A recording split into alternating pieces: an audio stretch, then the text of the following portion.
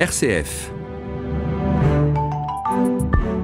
Lorsque vous allez à Saint-Victor, les amis, et que vous vous dirigez tout tranquillement sur cette belle route à la sortie de Roche-la-Molière, vous arrivez au Berlan. La roseraie, un lieu pour des photographies, tout le monde vient, enfin bon. La route de Firminy, vous tournez à gauche et vous arrivez chez Jean-Marc Berthollet, dans cette ferme où vous nous accueillez ce soir après une grande journée de boulot, Jean-Marc. Oui. Oui, ce matin nous avons attaqué à 6h et là on est en train de terminer la journée, il est mieux de 19h. Et vous me disiez qu'il y a même des jours où c'est encore pire. Ah bah, il y a des jours, oui, c'est jusqu'à 22h. Tout dépend le travail qu'il y a à faire. En période de récolte, on passe énormément de temps dans les champs. Et après, on a le travail, il faut s'occuper des animaux 2 fois par jour. La traite, surtout la traite. Alors, quelques mots sur cette ferme, une ferme qui existe depuis quelques années maintenant. Oui, plusieurs générations, oui. Mes grands-parents l'ont acheté en 1956. Mon père a fait toute sa carrière et moi je suis en train de faire la mienne. Et avant, ils ont été expropriés pour construire le barrage de Grand-Jean. Dans les années 50. Dans les années 50, Voilà. Alors, vous êtes dans cette exploitation avec votre frère, et vous n'avez pas hésité à vous lancer jeune, à vous dire, allez, c'est le métier que j'ai envie de faire. Oui. Alors, j'ai travaillé déjà 15 ans dans une autre profession et quand mes parents sont arrivés à la retraite, je suis revenu il y a 20 ans. Ah d'accord, alors vous avez vraiment choisi de faire ce boulot. Oui, c'est par passion. Par passion, il en Ouais. faut. Oui, tous les jours, je travaillais en poste, tous les jours en rentrant du boulot, je venais aider mes parents jusqu'à la fin de la journée. Voilà. Et vous y avez pris goût. Oui. On y a toujours eu le goût, oui. Super. Alors, on le voit derrière nous, des vaches, on est au milieu des vaches. C'est combien de vaches ici? C'est des vaches laitières, c'est quoi comme vaches? C'est des vaches laitières de race Montbéliarde. On en a 45. En moyenne, on en traite une quarantaine par jour. 2 fois, le matin à 6h et le soir à 18h. Elles produisent en moyenne 7000 kg de lait par an. Oui, c'est des bonnes productrices. Hein. Oui, elles peuvent faire mieux. Vous pouvez être fier. Mais c'est pas Mais, mal, quand même. comme on dit, on fait avec les moyens du bord. Voilà. Notre objectif, nous, c'est l'autonomie fourragère. Alors après, on fait avec... Alors, ça veut dire quoi, autonomie fourragère? C'est la quantité de fourrage nous suffit pour alimenter tous les animaux. C'est ce qu'on recherche. Notre objectif, c'est d'acheter le moins possible. Ça veut dire que l'exploitation est sur une surface relativement importante et que vous vous arrangez pour avoir du foin pour vos vaches. Oui, les bonnes années, on stocke, ce qui nous permet d'utiliser les années qui sont moins bonnes, comme 2022. Sécheresse. Une très grosse sécheresse, ouais. Voilà. Alors, cette année, il y a eu relativement de la pluie. Vous situez comment avec l'herbe? Les perspectives, c'est quoi? Avoir pour l'année prochaine du fourrage suffisant? Oui, nous, on va refaire le plein de nos stocks et si on pouvait en avoir un peu plus pour l'année prochaine, qu'on ne connaît pas, malheureusement. On peut pas prévoir 6 mois en avance. Non, c'est très compliqué, c'est très très compliqué. Alors c'est aussi une partie de votre métier, c'est-à-dire gérer l'imprévu, l'imprévisible surtout. Il y a 20 ans, quand je me suis installé, on avait besoin de 4 à 5 mois de fourrage d'avance. Aujourd'hui, on est plus sur une année. Parce que des fois, on a 2 années qui sont très petites en fourrage et ça ne nous suffit pas, on est obligé de racheter. Donc vos vaches laitières ici et puis d'autres vaches, alors c'est une autre partie de votre job. Oui, on a 35 vaches allaitantes, ce sont des limousines. Elles élèvent leurs veaux pendant 10 mois. Elles sont sur le secteur de Chénieux, Condamine, la terrasse. Elles montent pâturer début avril et elles redeviennent début décembre. Avec leurs petits. Voilà. Alors ils naissent quand ces petits veaux? On a 2 périodes de naissance, mars-avril, la moitié, et 15 août, 15 octobre, l'autre moitié. Donc c'est une biactivité finalement, toujours autour d'animaux, le lait et la viande. Voilà. C'est les 2 productions de l'exploitation. Surface de l'ensemble? La surface, elle est de 125 hectares. Et le foin, mais aussi d'autres fourrages pour nourrir vos bêtes. On fait une vingtaine d'hectares de céréales. Céréales, il y a de l'orge, du blé, triticale et seigle. Tout dépend de la structure du sol. Il y a des céréales qui ont besoin d'un sol plus pauvre pour pousser. Et puis on fait une quinzaine d'hectares de maïs qu'on ensilde la plante entière. Et là aussi, c'est pour nourrir qu'on récolte en septembre. On les stocke dans des silos pour nourrir les vaches toute l'année. Pourquoi avoir choisi de faire que des vaches? Parce qu'on voit des exploitations avec des cochons, admettons, ou avec des volailles. Vous avez fait le choix de faire que des vaches. Par passion. passion Oui, animale, oui, oui. Plus les vaches que les autres animaux. Alors ces vaches, elles sont derrière nous, elles sont magnifiques, elles sont magnifiques. Elles ont eu une bonne journée aujourd'hui finalement. Traite ce matin à 6h, Oui. ensuite... À 6h, elles sont traites. À 7h, on leur distribue du foin. Après, Voilà, on en voit oui, qui est là. 7h30, on leur met un peu de céréales et 8h moins quart, on leur ouvre la porte et elles vont... C'est parti. C'est parti pour la journée jusqu'à 17h30. Elles sont au pré. Là, pour le moment, la chaleur nous dérange pas trop. Dès que ça dépasse les 30 degrés, elles rentrent à midi. Oui, oui. Que 4 heures le matin. Elles sont bien organisées finalement, elles s'adaptent elles aussi au réchauffement. Elles craignent énormément la chaleur. Ça, c'est la journée d'une vache. Mais la journée de Jean-Marc, comment ça se déroule? Et ben, nous, après, quand elles sont sorties à 8h, on va manger un petit bout. Voilà, c'est le petit café du matin. 8h et 9h, on repart après jusqu'à midi, midi et demi au champ. On vient manger et on repart à 13h, 13h30 jusqu'à 17h30 Pour la nouvelle traite. pour la nouvelle traite. Et alors, ces traites, on a visité le local d'exploitation, on vient récupérer le lait tous les 3 jours. Oui, tous les 3 jours, on est collecté par notre coopérative. Jean-Marc, votre travail, c'est 7 jours sur 7. On va dire 14 jours sur 15. Voilà, Quand parce même. qu'on prend un dimanche sur 2 avec mon frère. Voilà, puisque vous êtes avec votre frère, donc ça permet quand même de souffler un minimum. Voilà, et une dizaine de jours de vacances par an. Alors, vous me disiez en souriant, moi, les 35 heures, je les ai finis le mercredi à midi. Voilà, en gros, mercredi à midi, mercredi soir. Voilà. Alors, vous avez aussi du matériel pour faucher, pour labourer, c'est aussi un métier que d'entretenir cette partie. Peut-être que votre papa, lui, il n'avait pas ces soucis-là. Oui, aujourd'hui, il faut être éleveur, mécanicien, vétérinaire, Comptable aussi, comptable, gestionnaire. gestionnaire. Oui, il y a énormément de choses. Oui. C'est aussi peut-être une partie du charme du métier que c'est très varié. Oui, on ne fait jamais les mêmes choses. Ou par très courte période. Nous, les foins durent, si le temps est avec nous, 2 grosses semaines. Et puis après, c'est on passe à autre chose. Donc l'année est Les rythmée, poissons durent 2 jours. Après, on passe à autre chose. Voilà.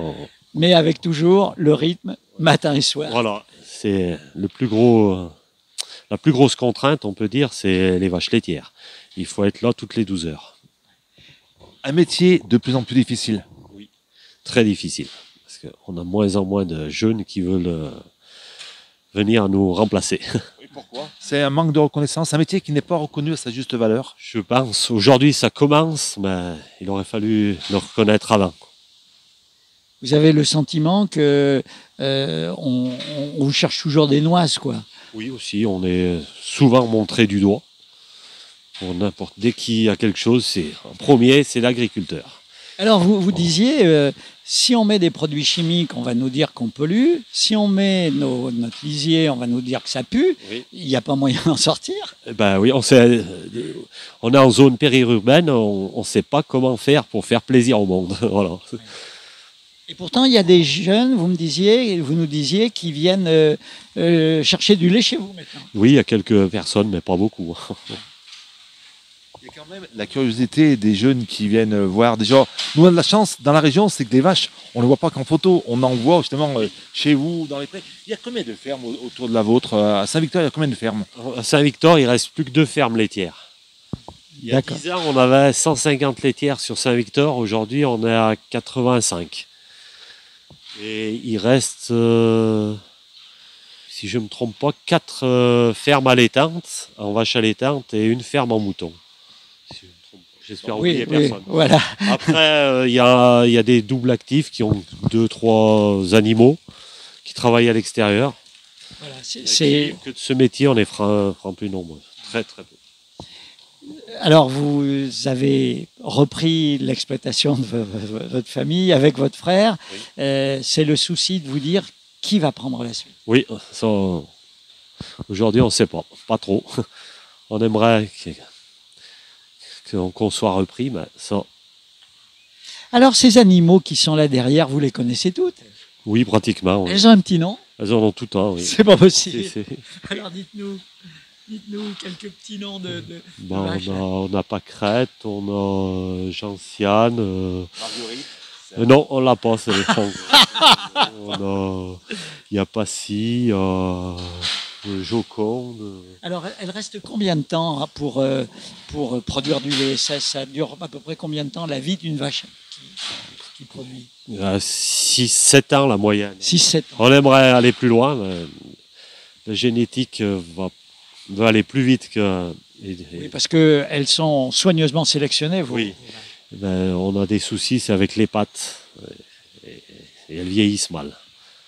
Oui, parce qu'elles sont Elles sélectionnées oui. pour produire beaucoup de lait, mais Bah oui, mais nous, après, on essaye de les ménager, on va dire. Parce qu'elles ont un potentiel beaucoup plus élevé, mais oui, vous faites attention pour qu'elles aient une bonne qualité de vie, finalement. bah, on en a une là, qui a 12 ans, qui est en parfaite. À 12 ans, c'est une mémère. C'est un petit peu la mascotte. Oui, ça va le devenir, oui. Ouais. Mais, elle se porte bien. Elle se porte. Alors, on aimerait oui, qu'elle vieillisse mieux. Et alors, vos petits veaux, là, ça doit être difficile de les voir partir. Vous avez l'habitude, On c'est a votre boulot. l'habitude, oui. Vous les gardez combien de temps, donc, auprès? Lesquels Des petits veaux. des vaches laitières, il reste 15 jours. D'accord. Ceux qu'on ne garde pas. Voilà. Et les autres, Et les autres, eh ben, on les garde pour faire le renouvellement. voilà. En moyenne, 30%, il nous faut. Et les vaches allaitantes, les veaux, on les garde en 10 et 12 mois. D'accord. Voilà. Les Avec- mâles partent, on garde les femelles. Voilà, pour justement... Le renouvellement, et après, on engraisse des génisses pour la boucherie. D'accord. Donc, un système bien organisé. On essaye. Vous essayez. Chaque année, c'est combien de vaches qui sont renouvelées? Là, c'est une douzaine, entre 12 et 15, ça dépend. Ça dépend des années. Les allaitantes, c'est plus rustique. On est plus sur 8. Oui, parce qu'elles vivent Oui, on va quasi dire- toutes seules là-haut. On va dire qu'on a 25%. Mais bon, une vache allaitante, elle produit autour de 3000 kilos de lait. Que deux fois moins Voilà. que les vôtres. Voilà. Ce métier, c'est aussi le lien avec des techniciens agricoles, avec un environnement qui vous soutient, qui vous aide. Oui, on est suivi par des techniciens. Oui. Ils vous tiennent au courant, il y a des évolutions importantes. Oui. On essaye d'être le plus possible à jour, à l'ordre du jour, on peut dire. Alors, qu'est-ce que vous diriez à des jeunes qui nous regarderaient là, pour leur dire c'est un métier qui est quand même pas mal? Ce métier, pour vous dire qu'il passionne de moins en moins les jeunes, on a un organisme qui s'appelle le service de remplacement, Oui, qui est très important pour vos vacances, ne serait-ce que pour vos vacances. qui nous remplace quand on est malheureusement accident, maladie et vacances, où on a même droit au congé paternité. Aujourd'hui, on a reçu un SMS de notre service de remplacement. Aujourd'hui, hein, Aujourd'hui. oui. Je vous parle de début du mois, on va dire. Voilà. Que juillet-août, ils n'avaient aucun agent pour nous mettre si on voulait partir en vacances. C'était à nous à les trouver. C'est bien preuve qu'il y a un malaise dans la profession. Avant, il y avait des jeunes autant qu'on voulait au service. C'est un métier qui intéresse plus les jeunes, mais aussi des écoles qui n'existent plus, parce qu'on peut apprendre le métier dans des écoles. Oui, les écoles sont bien toujours là, mais après, c'est... Oui, il faut. Il y a de moins en moins de jeunes qui veulent travailler avec les animaux. Alors, vos vaches qui sont derrière nous, là, elles vivent quand même, au fond, un peu comme à l'époque de vos parents et de vos grands-parents. C'est à peu près... Alors, il y a la mécanisation pour la traite, tout un tas d'aides, Oui, mais autrement, Elles ont plus de liberté. Mais elles ont plus de liberté. parents, elles étaient attachées dans les tables. Là, elles sont pas attachées, elles sont en libre service. Quand elles veulent venir manger, elles viennent manger. Libre service. Ouais, voilà. Elles viennent manger là, quand elles veulent et elles se couchent en face. Qu'est-ce qu'il faudrait pour que ça aille mieux? Parce que les vaches, de toute façon, il faudra les traire le matin et le soir. Oui, il faudrait déjà que ça soit mieux rémunéré. Oui. Tout le monde crie au secours que c'est trop cher. Nous, aujourd'hui, pour ramener du monde, à mon avis, il ne reste plus que le prix.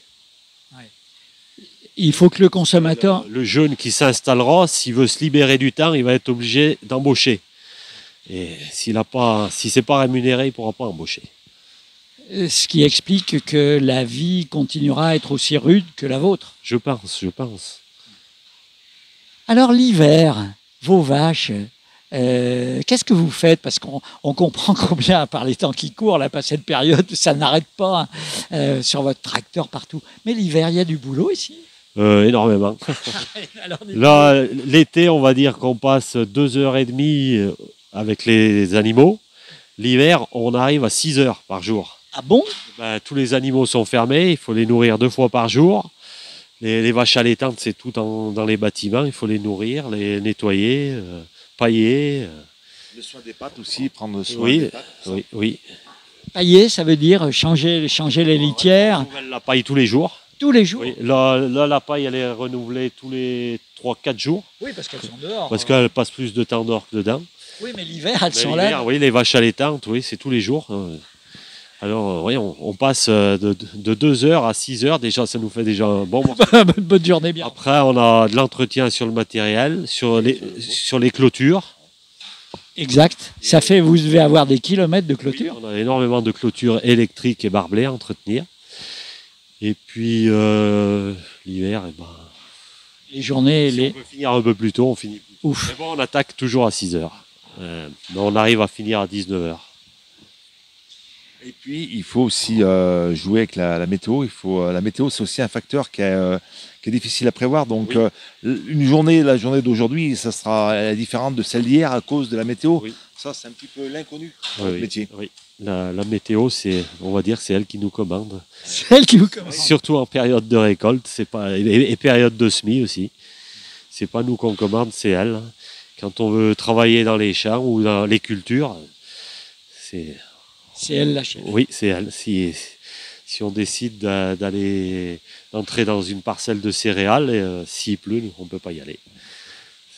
Du coup, on repousse, ou même pour faucher. Alors ça veut dire improvisation organisée finalement. Oui. Il faut être prêt quand la fenêtre de tir du temps est bonne, allez hop, c'est parti. Oui, on ne regarde pas si c'est dimanche. Si c'est tard ou si on est déjà bien fait. Oui. Alors vous vous entendez bien avec votre frère, on lui dira pas, hein. Mais travailler comme ça en famille, c'est une chance? Oui, nous on l'a toujours, depuis qu'on est petit, on a toujours été ensemble. Alors. Et on travaillait au même endroit, sauf que lui, il a fait 10 ans de plus que moi. D'accord, et puis quand vous avez parti, lui aussi est venu vous rejoindre? Il y a 10 ans qu'il m'a rejoint. Moi, je me suis installé en 2003 et lui, il m'a rejoint en 2013. Ouf pour vous. Oui, tout seul. Bon, l'après-midi, je l'avais, mais j'avais bien assez du boulot. Vous faisiez quoi comme métier avant de... Un métier que personne ne fera. Et ça, je peux vous le garantir. J'ai travaillé dans un abattoir. Ah, au fond, c'est pas si... C'est surprenant, mais c'est assez logique. Oui. Les animaux, vous les aimez? Oui. Comme je dis, je les aime du jour où ils naissent jusqu'au jour où ils s'en vont. C'est pour ça que vous prenez vraiment soin de ces animaux, parce que vous les voyez, vous, à la fin de leur vie. Donc c'est très important. Oui. Écoutez, merci de nous avoir accueillis chez vous, au milieu de vos belles demoiselles qui, quand on mangera nos yaourts ou boira notre cacao avec du bon lait bien crémeux. On pensera à vous. Merci. Et moi, je suis heureux d'avoir partagé ce moment avec les deux Jean-Marc. Alors, Jean-Marc Berthelet et puis Jean-Marc qui réalise techniquement l'émission. Merci à vous tous.